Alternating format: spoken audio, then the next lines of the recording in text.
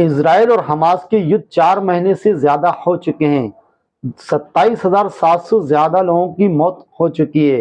Israel के प्रधानमंत्री Netanyahu ने एक बार फिर से युद्ध में जीत की कसम दोहराई है। हमास के साथ युद्ध विराम के प्रस्ताव को मानने से भी उन्होंने इनकार कर दिया है। इजराइल के प्रधानमंत्री ने कहा है कि इजराइल इस युद्ध को जब तक लड़ेगा जब तक हमास का समूह खत्म नहीं हो जाता है।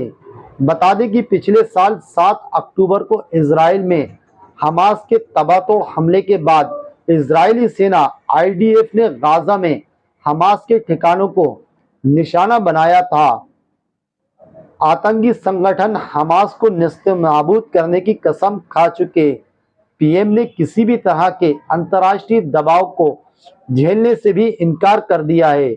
उन्होंने कहा है कि इजराइल की सेना हमास के आतंकी आकाओं को ढेर करने तक चैन से नहीं बैठेंगे। बीते 4 महीने में जारी हिंसा संघर्ष की वजह से पश्चिम एशिया में मानव संकट पैदा होता जा रहा है। अल जजीरा के मुताबिक दोनों पक्षों के बीच संघर्ष अब तक 4 महीने से जारी है और गोलाबारी में 66,000 से ज्यादा लोग घायल हो चुके हैं।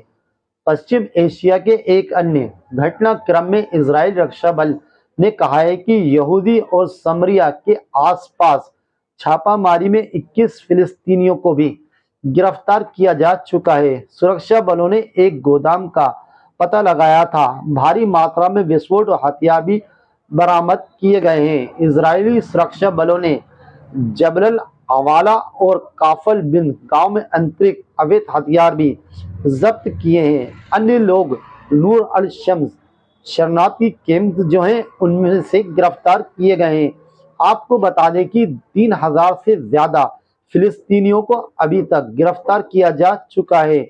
दोनों देशों के हिंसक संघर्ष के जो बीच उपज मानव संकट पैदा हुआ है उसको लेकर भारत सहित अन्य देश बराबर इजराइल से कह रहे हैं किसी तरह से संघर्ष विराम किया जाए, लेकिन इजराइल इस बात को मानने को तैयार नहीं है और वे कह रहा है कि हम अपना संघर्ष और युद्ध बराबर जारी रखेंगे, अभी हम इसको खत्म नहीं करेंगे। फिर बहरहाल ये युद्ध कब तक खत्म होगा ये तो आने वाला समय ही बताएगा।